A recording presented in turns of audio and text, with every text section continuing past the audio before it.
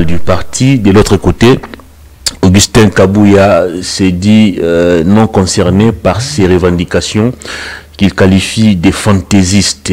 Qui va remporter cette bataille? Nous en parlons sur ce plateau avec un journaliste, un fils maison d'ailleurs de Perfect Télévision.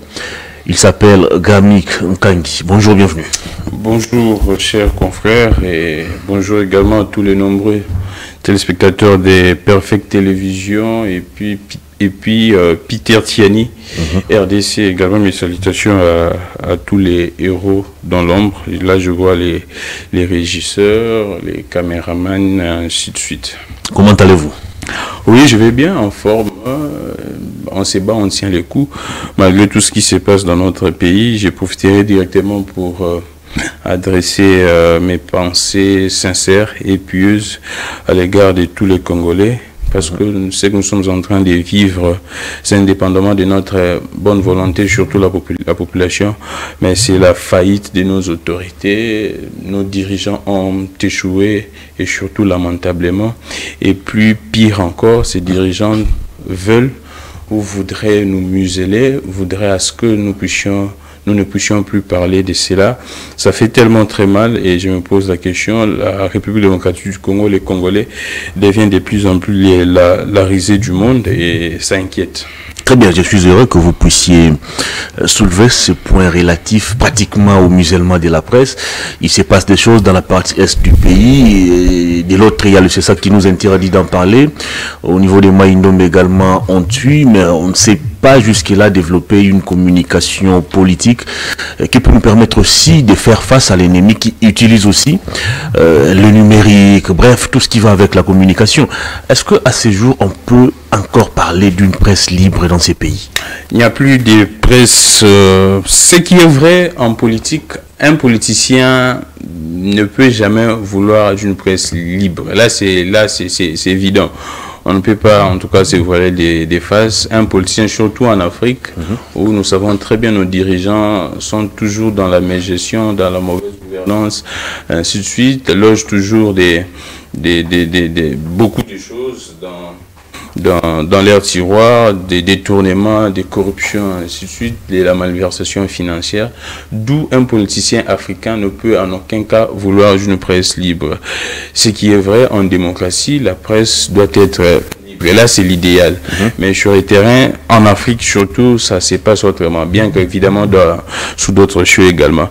Mais ce que nous devrions faire, nous, la presse, nous devrions lutter, parce que seule la lutte libère. Même dans les pays occidentaux, si aujourd'hui la presse serait un peu libre, je ne parlerai pas de la totalité, parce que vous savez très bien, si on évoque les médias France Monde, il n'y a pas vraiment de liberté. Les journalistes sont astreints à une ligne éditoriale qui plaît à la nation, soit à la République, aux gouvernants et dirigeants. Nous devrions nous battre pour arracher cette liberté de la presse. Déjà, la dépénalisation du délit des presses pose problème. On doit se battre corps et âme. Malheureusement, la presse est divisée.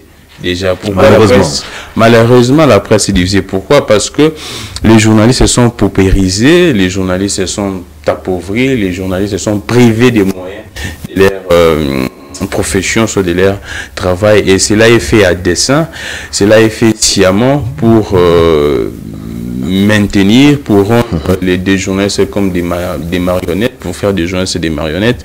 Malheureusement, on doit essayer de multiplier des stratégies. On doit normalement, lors de ce qu'on appelle entre guillemets des états généraux, essayer de réfléchir. Malheureusement, dans ces états généraux, nous voyons la présence des politiciens.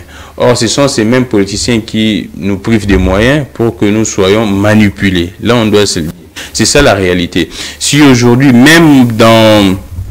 C'est les mêmes cas, pratiquement. En fait, ce qui se passe dans la presse, c'est juste une goutte d'eau de ce qui se passe au niveau de la nation tout entière. Exactement. Pourquoi j'ai dit ça? La population elle-même est paupérisée, la population est appauvrie, la population n'a rien, la population n'est pas payée, ceux qui travaillent n'ont pas de salaire, soit un salaire modique, beaucoup d'arriérés, tout ça simplement pour manipuler. la population. Et c'est la même stratégie, la même politique qui se répercute au niveau de chaque secteur, au niveau des journalistes, au niveau de la magistrature, au niveau, en tout cas dans tous les secteurs. Partout. Les politiciens le veulent parce que ils doivent manipuler, ils doivent garder ces bâtons de commandement pour essayer un peu de dicter leurs lois au niveau de la population. Et c'est pourquoi nous sommes en train d'appeler à l'éveil des consciences de tout Congolais, dans tous les secteurs, les journalistes, la population, les menuisiers, les mécaniciens, ainsi de suite, les mamans maraîchères et tout le monde. Nous devrions prendre conscience. Nous venons là de passer les 64 ans après, de commémorer cette célébration de l'indépendance. 64 ans après, rien ne change. Et si nous avions acquis cette indépendance, c'était grâce aux efforts de nos pères de l'indépendance. Nous devions également fournir ces efforts, nous souder, surtout la population, les journalistes. C'est comme nous sommes en train de parler de la liberté de presse, de combattre ces bons combats, et ça sera de la joie, ça sera de la satisfaction dans l'avenir. Je pense que nous allons y arriver, la compétence, il y en a, et puis le courage également. On s'attendait peut-être avec l'avènement ou la nomination de Mouyaya au ministère des Médias, mais aussi la nouvelle équipe du CISAC, que la situation des journalistes puisse vraiment évoluer, que la situation puisse changer. Mais là, on a l'impression comme si on a des responsables de la presse qui sont plus dans des sanctions, qui sont plus dans des punitions, que dans des situations qui rongent la presse, notamment les impayements, la situation des journalistes, la situation socio-économique des journalistes, la redevance, et plutôt, qu'est-ce que j'allais dire, la subvention ou les aides de l'État à la presse. Tout ça, on n'en parle pratiquement jamais. On est plus dans des restrictions. Ouais, merci beaucoup. C'est une observation réelle de ce qui se passe dans la profession. Moi, j'aimerais dire plutôt, on peut bien parler des noms, mais on ne va pas trouver des solutions. Je me rappelle, il y a 2 jours, j'ai tweeté une vidéo de Daniel Safou qui a circulé pratiquement, où Daniel Safou dit clairement que Bitumba Tobunda, on a combattu Kabila, on espérait avoir les changements, mais il n'y a rien. Simplement parce qu'on était resté dans un combat où on ne citait que le nom de Kabila, au lieu de citer tous ces systèmes pratiquement qui prennent en otage toute la République. On n'abordait pas des questions de fond. Exactement. Des questions de fond n'étaient pas abordées, et surtout les systèmes. C'est un modus operandi, c'est un mode opératoire dans notre classe politique. C'est-à-dire quoi? On peut bien citer Mouyaya, Bossembe et tous les restes, mais moi je pense qu'ils pourraient être des victimes d'un système X. Ils n'ont pas assez de marge de manœuvre. Ils peuvent avoir de la bonne foi, d'échanger des choses. Mais l'environnement dans lequel ils se retrouvent ne permet pas, ou soit ne leur permet pas de trouver des solutions quant à ce. Parce que Mouyaya, Christian Bossembe, étaient hier des journalistes. Ils savent tout ce qui se passe. Exact. Peut-être hier, ils ont connu aussi des impayements. Exactement. Peut-être hier, ils étaient même plus victimes. Face à ces systèmes, à cette façon de faire les choses. Mais aujourd'hui, arrivé au pouvoir, il constate, c'est comme on dit, le président l'a dit, hein, le président de la République, Félix-Antoine Tshisekedi, je pense dans une interview, il a dit que quand j'étais dans l'opposition, je ne maîtrisais pas pratiquement les contours du pouvoir, ce qui se passe comme j'ai la maîtrise aujourd'hui. Je pense que c'est la même chose, surtout dans un pays comme la République démocratique du Congo, où pratiquement les autorités secondaires, si je pourrais dire comme ça, c'est-à-dire les ministres, ainsi de suite, les autorités secondaires sont souvent dans une logique d'ascenser, de protéger les pouvoirs du chef. Donc, moi, j'aimerais beaucoup condamner, ou soit beaucoup me fixer sur la fonction, soit les fonctions du président de la République. Si le président veut vraiment d'un état de droit, c'est à lui de booster les choses. Très bien. Si le président veut vraiment de la démocratie, le peuple d'abord, c'est à lui de prendre des mesures. Si le président fait un pas, tout va se suivre. Mais si le président ne fait pas ces pas, pratiquement on sera dans la même situation. Nous allons tergiverser, nous allons tourner autour du pot, malheureusement. Parce que Mouyaya, peut avoir des bonnes intentions d'échanger. Mais si l'entourage du président pose problème, si le président lui-même pose problème, ça ne va pas marcher. Soit moi, si j'aimerais condamner ces gens, je pourrais évoquer les cas de la démission. Parce que si vous vous retrouvez dans un monde d'échanger les choses, si ça ne marche pas, vous vous retrouvez dans un environnement très hostile à votre politique, vous pourriez démissionner. Mais également, il y a un problème, on doit se dire, nos familles nous aident pas. Nos familles ne nous aident pas, nos familles restent élargies, ainsi de suite.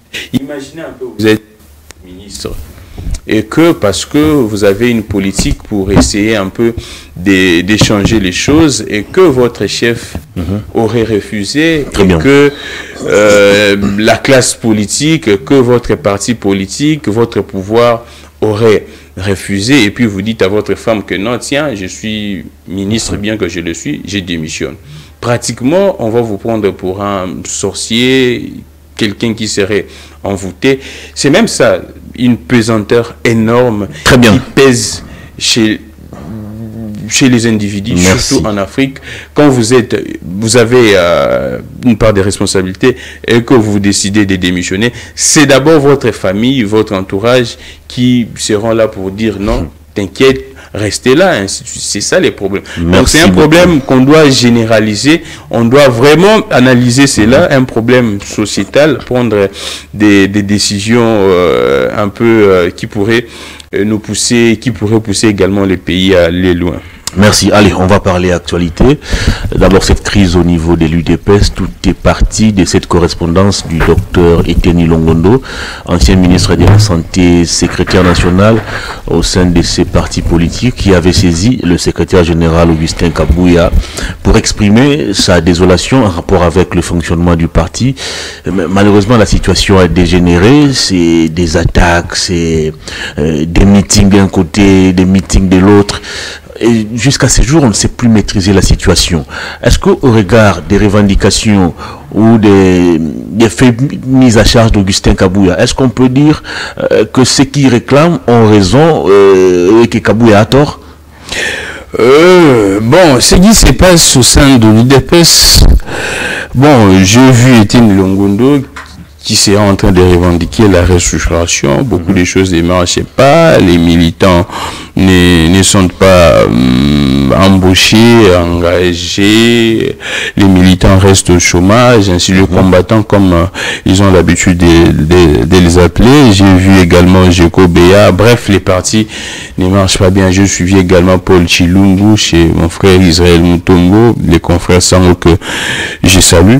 Je me dis que tiens, il y a des problèmes à résoudre, ils peuvent les faire comme ils sont en train de faire, ils sont dans leurs droits, si les choses ne marchent pas bien, de respecter, mais tout en restant dans, je ne sais pas, les statuts, règlements intérieurs de l'UDPS, mais bon, ils ont leur manière de faire les choses, qu'ils les fassent comme ils le veulent, mais je pense du moins, ils doivent savoir que la République a d'autres priorités, ils doivent rester dans les limites de leurs faits privés, leurs partis politiques. Ils ne doivent pas essayer d'extrapoler, de dépasser les bornes des limites, c'est-à-dire d'amener ces conflits, ces problèmes au niveau étatique dans les institutions. Parce que vous savez très bien, c'est l'UDPS qui est au pouvoir, c'est l'UDPS qui dirige, ça pourrait avoir de l'impact au sein des institutions. Absolument. C'est ce que nous ne voudrions pas, parce que vous savez très bien, après je pense aujourd'hui, nous sommes les 7e mois depuis que le président a prêté serment, on ne voit rien, le gouvernement serré au point mort. C'est ce que moi j'ai dit, pratiquement le gouvernement ne fait rien. Le gouvernement, je ne sais pas si vraiment le gouvernement existe ou non, je ne sens pas la première ministre. Donc, ils doivent rester dans les limites de leurs faits privés. L'UDPS, s'ils vont s'entretuer, en tout cas, libre à eux. Mais moi, je pense que ce n'est pas une surprise. Depuis très longtemps, on a vécu cela avec Kabouya, on a vécu cela avec Jacquemain Chaban et Kabound. Jacquemain Aimé Chabani, Alexis Moutanda, Mavungu, en tout cas des Moubake, c'est dans les habitudes de l'UDPS. Je pense que comme c'est un fait privé et qu'ils essaient un peu d'arranger leurs histoires, s'ils ne vont pas arranger, ça profite aux autres partis politiques, à l'opposition d'essayer un peu d'en profiter. Et là, j'aimerais beaucoup plus essayer d'interpeller, de sonner l'alarme du côté de l'opposition. C'est le moment de s'organiser pour essayer d'éviter ces genres de choses demain ou après-demain. Parce qu'aujourd'hui, si on vit tout cela, c'est également cause. C'est vrai que sous Étienne Tshisekedi, on vivait également ces genres de pratiques, mais ce n'était pas avec de la même intensité qu'aujourd'hui. Et c'est pourquoi nous sommes en train d'interpeller également les autres partis politiques, surtout de l'opposition qui aspirent demain à être au pouvoir, d'essayer un peu d'arranger ces choses un jour, d'autres jours, une fois qu'ils sont au pouvoir, soit une fois que le leader n'est plus là, qu'ils essaient un peu de fonctionner normalement. Est-ce que ce qui se passe à l'UDPS, est-ce l'impréparation, est-ce l'incompétence? Comment vous interprétez cela? Est-ce qu'on peut conclure que c'est un parti qui n'a jamais été préparé à gérer la chose publique? Comment un parti au pouvoir, les militants s'entretuent, les militants s'entre-déchirent, au grand étonnement de tous? Bon, ce qui est vrai, on doit se le dire, l'UDPS, depuis des lustres, confond la base et la barbarie. C'est-à-dire quoi? C'est la pyramide inversée là-bas. Exactement. L'UDPS, la pyramide inversée ne veut pas dire la barbarie. L'UDPS confond avoir une base et entretenir des barbares, si je pourrais dire comme ça. Nous tous, nous passons vers l'imité, nous voyons des gens, et puis eux-mêmes les disent. Il y a une vidéo qui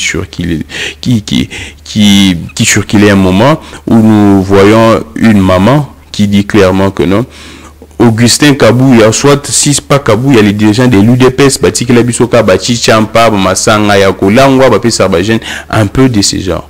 C'est du sourd. C'est-à-dire que eux-mêmes, l'UDPS, parce que tout autour de ces sièges, il y a des jeunes qui consomment et boivent des histoires, des liqueurs qui seraient interdits. Si je parlais des liqueurs, soit des boissons interdites par les autorités, mangent des histoires interdites par les autorités, par les lois de la République, mais ils les laissent comme ça. Donc, eux-mêmes, l'UDPS et les dirigeants de l'UDPS entretiennent cela. Je pense que l'UDPS confond la base et la barbarie. On voit sous d'autres cieux comment est-ce que les militants réagissent. Nous avions vu lors des élections législatives au niveau de la France, on a vu comment est-ce que les militants étaient en train de manifester contre les rassemblements nationaux. Nous avons vu comment est-ce que les militants de la majorité, les militants de l'extrême gauche étaient en train de manifester contre l'extrême droite, les rassemblements nationaux. C'était dans un cadre, dans le respect des lois. Mais quand c'est l'UDPS, ici, on constate que l'UDPS est en train de confondre la base et la barbarie. Et c'est pourquoi nous sommes en train de dire que l'UDPS, et c'est ça même qui se répercute, l'UDPS aujourd'hui au pouvoir, on ne sent rien. On sent que l'UDPS n'était pas, on ne sent pas que l'UDPS était préparé intellectuellement, psychologiquement pour gérer les pays. L'UDPS était plus dans la barbarie, dans les actions des terrains où on ne peut pas juger l'intelligence, de la sagesse, ainsi de suite. Mais c'est ça la réalité. C'est vrai que des gens peuvent me tenir rigueur, mais c'est ça la réalité. On constate que l'UDPS a, depuis des lustres confondus, la base et la barbarie. Ce qui n'était pas le cas lors de la fondation de l'UDPS avec les 13 parlementaires où nous étions avec des gens lucides. Mais aujourd'hui, l'UDPS, je pourrais prendre les cas d'un transfuge. Aujourd'hui, je ne sais pas s'il est toujours dans l'UDPS, Peter Kazadi. À l'époque, VPM de l'intérieur, mais c'était catastrophique.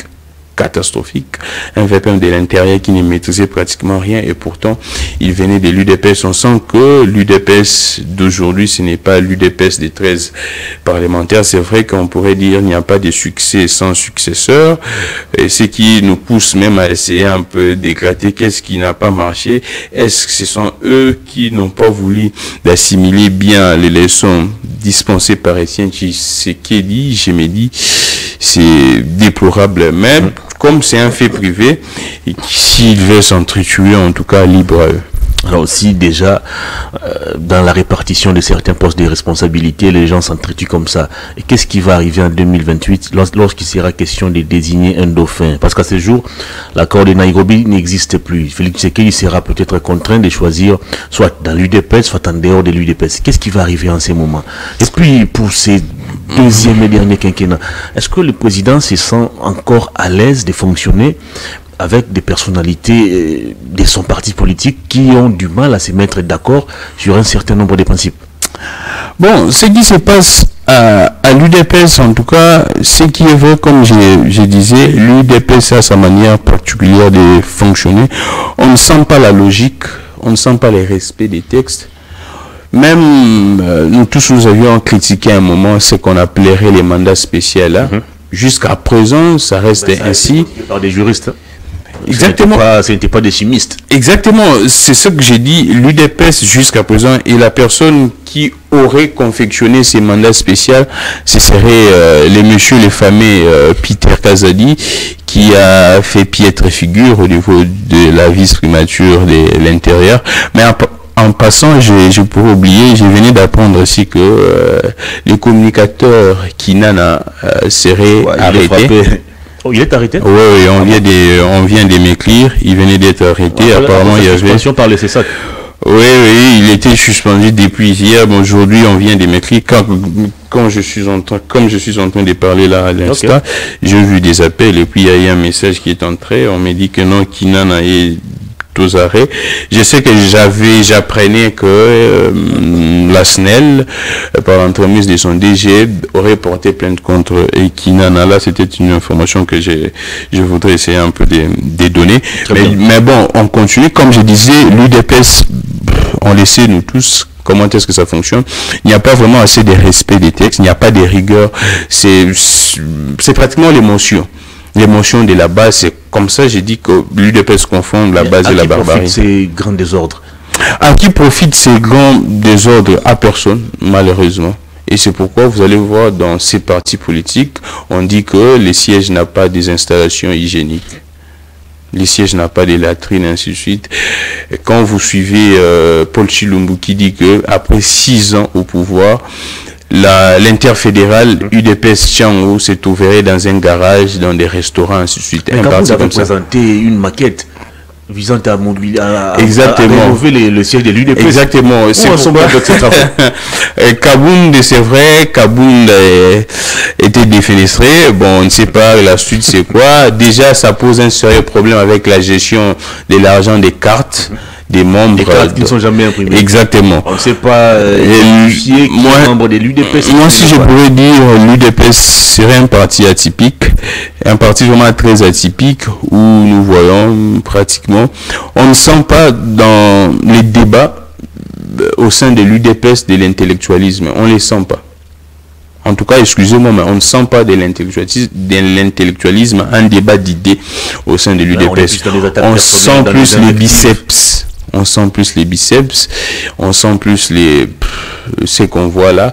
Et quand vous voyez même leur façon de communiquer, quand vous voyez les parlementaires debout, quand vous suivez ces gens-là en train de parler, vous dites que non, c'est parti a un sérieux problème. Et un parti comme ça ne surprend pas de voir ce qui se passe au sommet de l'État, ce qui se passe pendant les régimes de l'UDPS. Alors avec ces frustrations en cascade, il faut aussi rappeler qu'au niveau de l'Union sacrée, jusqu'à ce jour, il y a des gens qui n'ont jamais digéré la répartition des postes au niveau du gouvernement. Il y a l'AFDC Sud qui venait d'ailleurs d'interpeller Bahati Lukwebo pour lui demander d'organiser un congrès, question de clarifier sa position au niveau de la plateforme appelée Union sacrée. Il y a énormément de partis et de regroupements au niveau de l'Union sacrée qui ne partagent pas la manière de fonctionner de l'UDPS. Maintenant que l'UDPS est déjà elle-même divisée en interne, avec des frustrations qui se prolongent au niveau de l'Union sacrée, est-ce que le chef de l'État aura la tâche facile pour conduire à bon port son deuxième et dernier mandat? Est-ce que c'est vrai que c'est à vous de nous poser des questions, mais moi je pose la question à la population. Quand vous dites que les chefs de l'État pourraient avoir de la tâche facile, moi je me dis plutôt qu'est-ce que lui-même, les chefs de l'État, fait pour qu'il n'y ait plus de désordre? Je constate que apparemment non. Il a donné son impulsion pour la mise en place de l'Union sacrée. Il y a des structures censées diriger cette plateforme, mais malheureusement, entre ces différents leaders aussi, il y a des problèmes. Vous savez, dans une maison, quand les papas, ou soit les parents, donnent un ordre et que cet ordre, cette injonction n'est pas appliquée, la faute ne serait pas aux enfants. Là, les adultes comprennent quand des parents donnent une injonction ou soit un ordre et que cette injonction n'est pas appliquée, la faute ne serait pas aux enfants. Donc je pense que j'ai tout dit. Je pense que le président lui-même ne serait pas dans la logique de mettre fin à ces désordres. Parce que ce qui se passe, même au niveau de l'Union sacrée, c'est pratiquement les reflets de ce qui se passe dans l'UDPS. Parce que nous savons très bien les partis dominants au sein de l'Union sacrée, c'est l'UDPS. C'est l'UDPS qui dicte des ordres. On parlerait même des gens qui seraient des individus, qui géreraient l'UDPS. Parce que là, quand j'ai suivi Paul Chilumbu, il dit clairement que des listes confectionnées dans un bureau par un individu, et puis il envoie. Et c'est ce qui se passe même au sein de l'Union sacrée. Tellement tout est centralisé autour de l'UDPS. Quand vous n'êtes pas en bon terme avec les dirigeants de l'UDPS, vous perdrez beaucoup de choses. Et c'est ce que nous sommes en train de constater quand je vois l'AFDC débattre, le Kobo en train de revendiquer leurs droits, c'est la politique. L'AFDC débat sur le coup doit contribuer, l'AFDC débat sur le coup doit des députés, mais si on voit cette même AFDC n'est pas avoir un bon portefeuille, on se pose des questions, qu'est-ce qui s'est passé? Ils sont dans leur droit de revendiquer, mais moi j'aimerais plus dire aux dirigeants de l'AFDC à battre le Kobo. Je sais qu'il est très malin en politique, il est très rusé également en politique. Il sait ce qu'il fait. Il essaie souvent de jouer à cette hypocrisie. Entre-temps, il essaie surtout de confectionner, de peaufiner ses stratégies.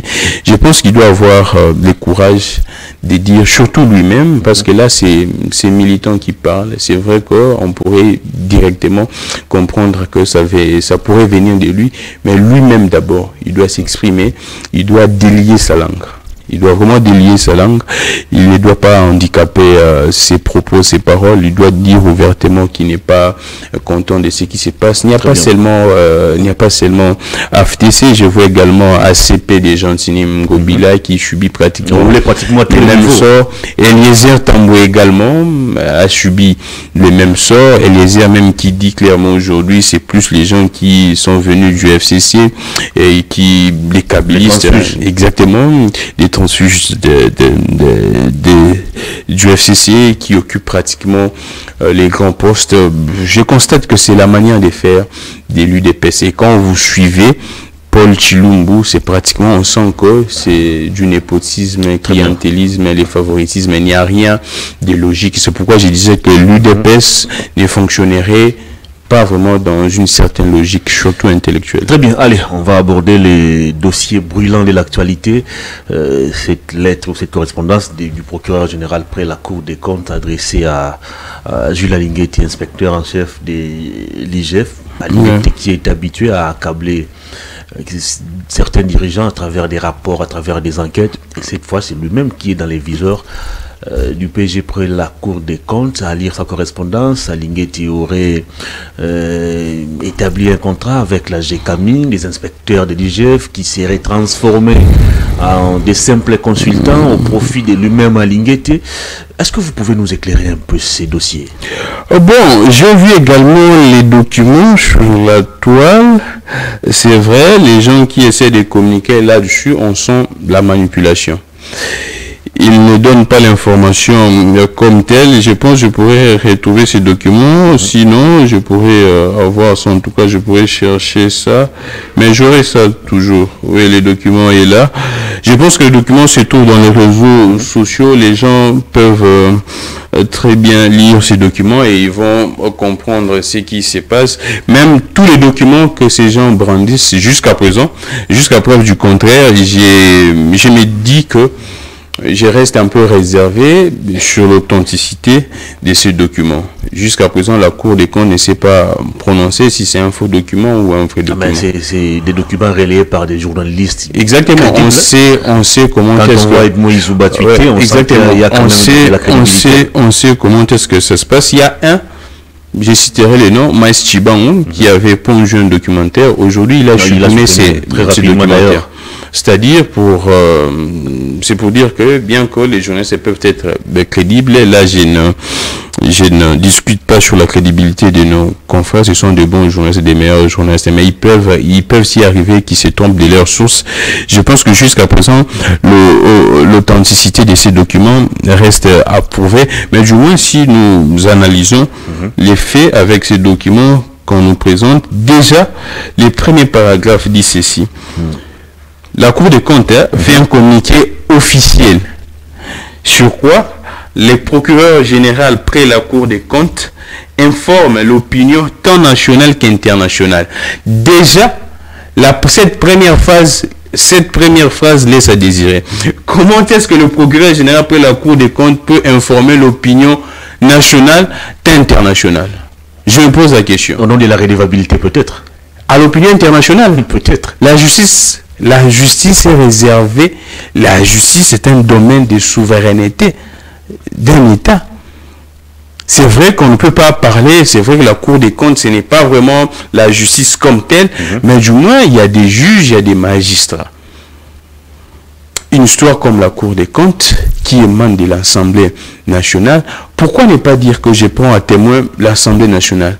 Parce que la Cour des comptes, c'est l'émanation de l'Assemblée nationale. La Cour des comptes obéit d'abord à l'Assemblée nationale. Mais la question que je me pose, comment est-ce que le procureur peut prendre à témoin la communauté nationale et internationale? Déjà, ça pose problème. Qu'il a mis en cause M. Jules Alinguete. Je ne sais pas comment expliquer ça. Faisons les parallélismes. Il y a un dossier au niveau du parquet, la justice. Et que la justice s'est saisie d'un dossier et puis il prend un communiqué en disant que non, j'informe à l'opinion nationale et internationale que non, j'ouvre une enquête judiciaire contre M. XY. C'est une première, c'est inédit. C'est inédit. Et c'est ce qui se passe sous le régime du fils d'Étienne, comme on avait vu dans le cas Salomo, où la DEMIAP s'était permis d'organiser une conférence de presse. C'est des erreurs du passé que le président, avait dit qu'il souhaite à ce que ces erreurs ne puissent plus revenir. Moi, je pense que c'est une bourde, c'est de la blague, c'est du théâtre. On sent la manipulation. Parce que ça, c'est vraiment des phrases des politiciens. Mais il y a quand même des faits assez graves. Alinguete qui aurait empoché jusqu'à $1 million. Allons-y tout doucement. Ça, c'est des phrases des politiciens, des acteurs politiques, prendre à témoin la communauté internationale, informer l'opinion nationale. Je vois ça, c'est non dans les discours des politiciens de la Cour des comptes. Je vois ça dans les discours de Fayoulou. Je vois ces genres de phrases, je ne vois ça que dans les discours de Fayoulou, des kabylistes, des tshisekidistes, ainsi de suite. Quand il s'agit d'un discours politique. Mais je n'ai jamais vu ces genres de phrases, et surtout que c'est la première phrase. Je n'ai jamais vu ces genres de phrases dans une institution X. Et c'est déplorable. On sent la politisation. Et les gens, quand vous regardez, selon même des informations, la personne qui aurait diffusé en premier ces documents serait un conseiller, un très proche de Nicolas Kazadi. Malheureusement. Un certain Flori Mapamboli.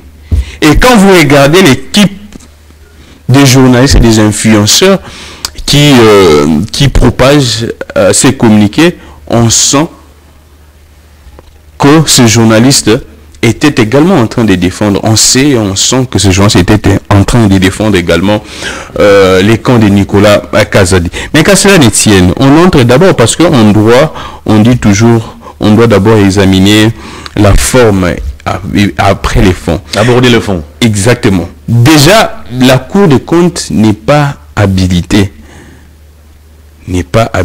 à interpeller l'IGF.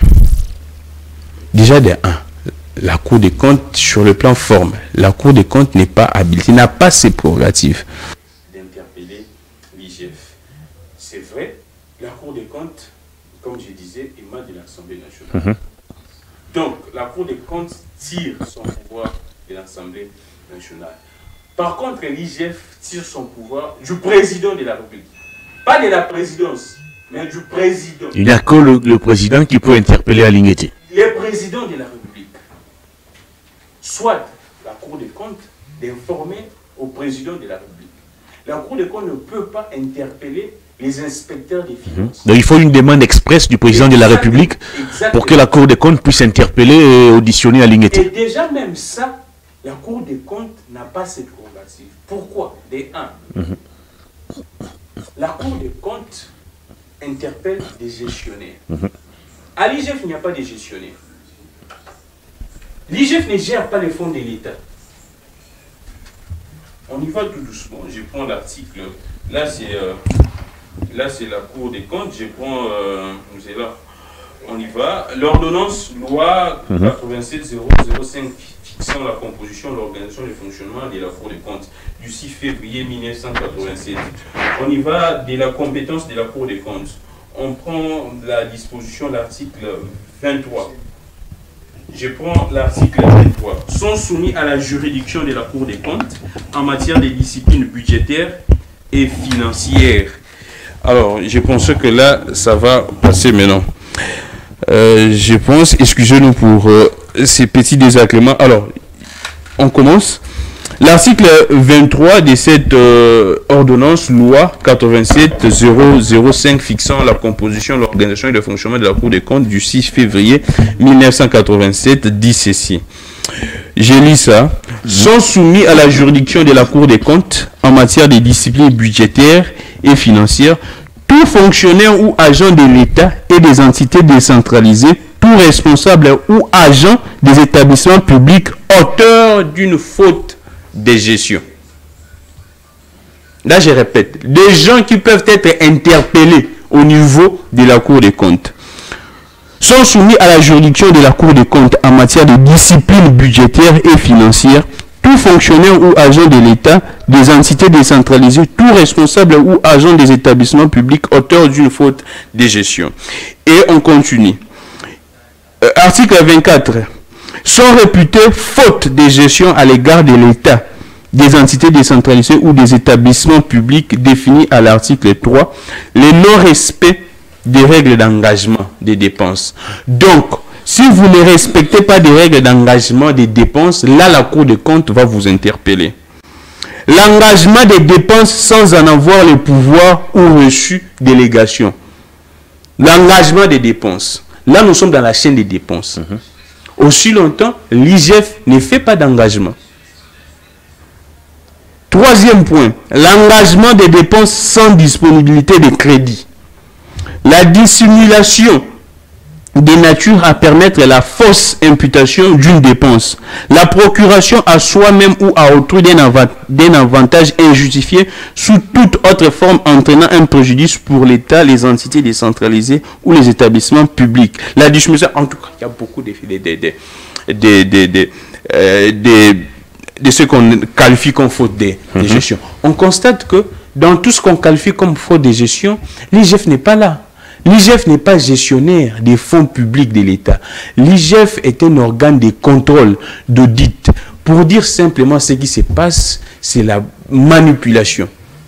Heureusement, il y a des Congolais du Sud, il y a des intellectuels, il y a des bons juristes qui le savent très bien que la Cour des comptes n'a aucune prérogative d'interpeller l'IGF parce que l'IGF ne gère pas les fonds de l'État. L'IGF peut interpeller les ministres. C'est comme si plutôt la Cour des comptes peut interpeller les ministres. C'est comme si la Cour des comptes interpellait un député qui ne gère pas des fonds. La Cour des comptes peut interpeller un mandataire, la Cour des comptes peut interpeller un ministre, ainsi de suite. Des gens qui gèrent des fonds de l'État. L'IGF ne gère pas des fonds de l'État. Comment est-ce que la Cour des comptes... L'IGF ne gère pas les fonds de l'État, mais Alinguete s'est servi des inspecteurs financiers pour ses besoins personnels. C'est ce que nous sommes en train de dire. 1 million de dollars empochés. Il y a même des preuves. On parle de 750 000 dollars qui ont été versés au mois de février 2024. Si la Cour des comptes pourrait placer son œil dans ce dossier, la Cour des comptes ne devrait se limiter qu'à interpeller les gestionnaires de la GECAMI. C'est tout, et non l'IGF. Parce que c'est la GECAMI qui gère des fonds de l'État. Là, nous sommes clairs et d'accord. Parce que la Cour des comptes n'interpelle que des gestionnaires. Et dans l'IGF, il n'y a pas de gestionnaires. Et c'est pourquoi la Cour des comptes n'a aucune prérogative d'interpeller l'IGF.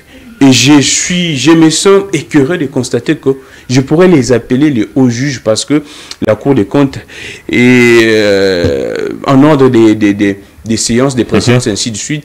La Cour des comptes a les rangs pratiquement du Conseil d'État, ainsi de suite, la Cour de cassation. Très bien. Je suis choqué de voir des hauts juges au niveau de la Cour des comptes en train de confondre des choses.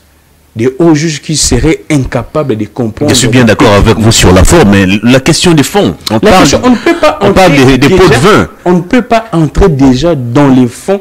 Et puis il y a des documents qui attestent qu'Alinguete avait perçu de l'argent. Si nous y allons, allons-y dans ce qu'il reproche à Alinguete.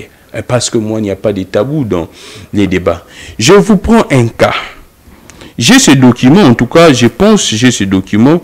J'ai vu ça chez mon frère Edmond Izouba. Je veux lire ça pour l'attention de l'opinion. On va prendre ces documents où tout a commencé, parce que même les tweets, j'en ai. Quand Izouba dit que... bon, voilà. Dans son correspondance datée du 13 octobre 2023, l'actuel DG de la GECAMI suppliait Jules Alinguete de convertir l'équipe d'encadrement de l'IGF en une équipe de consultants. Serait-il impérieux, ainsi de suite. On lit ces documents, nous sommes là. On ne va pas se contenter de commentaires d'Edmond Izouba. Le document dit ceci. Monsieur l'inspecteur général des finances et des services, j'ai l'honneur de solliciter un contrat de consultance. C'est-à-dire que ce n'est pas l'IGF qui est allé vers la GECAMI. C'est la GECAMI qui va vers l'IGF. Il dit ceci. Dans le cadre de la campagne que je vais lancer à partir du 1er octobre 2023, en vue du renforcement des procédures budgétaires et financières de l'effectif, ainsi de suite, en effet, la mission de l'inspection générale des finances a relevé. Là, déjà, on constate que l'IGF avait diligenté une équipe d'inspecteurs pour aller auditer la GECAMI. Et la mission a pris fin.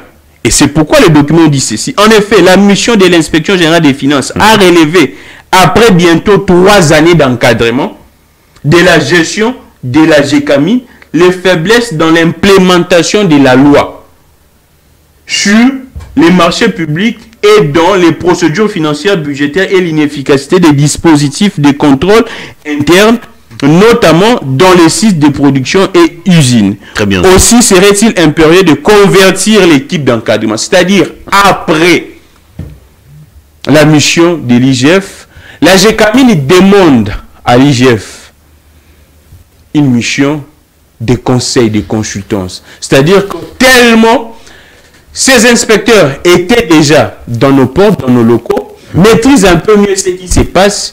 Si ces inspecteurs pourraient nous aider. Là, je vous donne une révélation. Si on pourrait faire... Est-ce que avant de faire votre révélation, est-ce que le fait pour la GECAMI de solliciter la consultance des inspecteurs de l'IGF doit être payé? Exactement. La GECAMI doit payer l'IGF. Exactement. Pour ce travail. C'est un travail. C'est un travail. Et cet argent est versé au compte de l'IGF comme institution ou sur les comptes personnels de Jules Alinguete? Moi, je pense que ça doit être versé au compte de l'IGF. Et c'est ce qui s'est fait. Parce que ce ne sont pas des inspecteurs de Jules Alinguete. Ce sont des inspecteurs de l'IGF. Jules Alinguet, c'est vrai que c'est lui qui engage l'IGF étant que chef de service. Exact. Et c'est pourquoi c'est lui qui signe des documents. J'en vais plus loin parce qu'il y a encore un débat. Comment est-ce que l'IGF pourrait envoyer ses inspecteurs dans une mission de consultance? J'aimerais plutôt dire à ces gens, le monde évolue. Quand vous faites l'étude comparée, ou soit l'étude comparative avec l'IGF au niveau de la France, vous allez voir que parmi les missions de l'IGF en France, c'est également les conseils. C'est même le cas dans nos textes quand vous lisez la loi portant création de l'IGF. On parle de l'encadrement, on parle de l'audit, on parle du contrôle, on parle également de l'encadrement.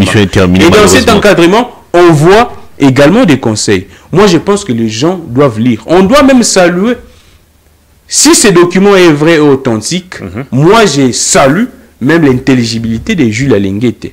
C'est-à-dire que Jules Alinguet est avant-gardiste. Ce qui se passe sous d'autres cieux. Et c'est pourquoi vous allez voir, vous allez constater, quand Jules Alinguet a commencé le contrôle a priori, les contrôles concomitants, les contrôles a posteriori, les gens se sont levés, des voix se sont soulevées. Pourquoi? Parce que les gens ne savaient pas que sous d'autres cieux, ça se passe également des contrôles a priori, des contrôles concomitants. Et c'est pourquoi je suis en train de saluer cette intelligibilité et cette manière de faire des Jules Alinguet. Quand ils essaient de faire ces études comparatives et des études, et puis je constate que le monsieur a vraiment besoin à ce que des méthodes, la manière dont les contrôles ou soit la manière dont l'encadrement se passe sous d'autres choses, ça se passe également ici en RDC. J'aimerais chuter parce que nous savons très bien des gens qui font ces genres de choses. Regardez dans ces documents, si c'est authentique, ils interpellent les inspecteurs des finances et Jules Alinguet les mêmes jours que Nicolas Kazadi pourrait rentrer au pays. C'est-à-dire demain mercredi. Selon des informations, Nicolas Kazadi devrait rentrer. Le retour de Nicolas Kazadi ne doit pas bloquer le fonctionnement des institutions. C'est ce qu'on appelle en politique la diversion. Les méthodes politiques qui rentrent, qui deviennent maintenant les méthodes de la Cour des comptes. On constate qu'on veut créer une diversion. C'est-à-dire que la population, le peuple, ne puisse pas être focus, attentionné au retour de Nicolas Kazadi, s'il va nous ramener des forages, s'il va nous ramener des lampadaires. Merci beaucoup. Parce que 80 millions, plus de 80 millions de dollars du peuple, du contribuable congolais, partis en fumée comme ça, volatilisés. Et c'est pourquoi nous sommes en train d'appeler le peuple congolais. On ne va pas laisser ces dossiers. Nous sommes habitués dans ces pays, on assiste à des détournements, des pillages de plus de 200 millions, 500 millions, 1 milliard. On a terminé l'émission. Cette fois-ci, avec 80 millions de dollars de lampadaires de forage, on ne va pas laisser cela passer comme ça. Nicolas Kazadi, selon des informations rentrées demain, nous sommes en train d'appeler la population d'aller accueillir M. Nicolas Kazadi à l'aéroport de Njili, parce que Nicolas Kazadi va retourner avec des forages et des lampadaires. Si M. Nicolas Kazadi ne retourne pas avec des forages et des lampadaires, la population va prendre M. Nicolas Kazadi et l'amener tout droit vers les cabinets. Il revient au vers les cabinets du procureur. Il revient au PG de s'organiser parce que pour poursuivre son instruction. Il y a une information. Il ne faut pas inciter la population à commettre des actes contraires à la loi. La population, c'est le contrôle citoyen. La population est dans ses droits de prendre Nicolas Kazadi et de l'amener chez le il y a des institutions habilitées à faire ce travail. C'est pourquoi, sinon, on pourrait assister à ce qu'on a vu, même avec, selon des informations, les complices de Nicolas Kazadi, Samba Bachili, si c'est Samba Bachili, un sujet malien, serait en fuite. Merci. Il ne se voit plus. Il y a également Amadou Diaby, ainsi de suite. J'appelle la population congolaise, demain c'est mercredi, la population, toute la population, une mobilisation tous azimuts au niveau de l'aéroport international d'Ndjili pour accueillir, réceptionner les forages venant de l'Europe avec Nicolas Kazadi. Merci beaucoup, Gramnik Kangi, pour votre disponibilité. Merci beaucoup Hervé Thomas et merci à la chaîne Perfect Télévision. Très bien, ça en est fini, mesdames et messieurs. Merci d'avoir suivi cette émission. Grand merci également à toute l'équipe technique. Au revoir, bonne suite des programmes sur nos antennes.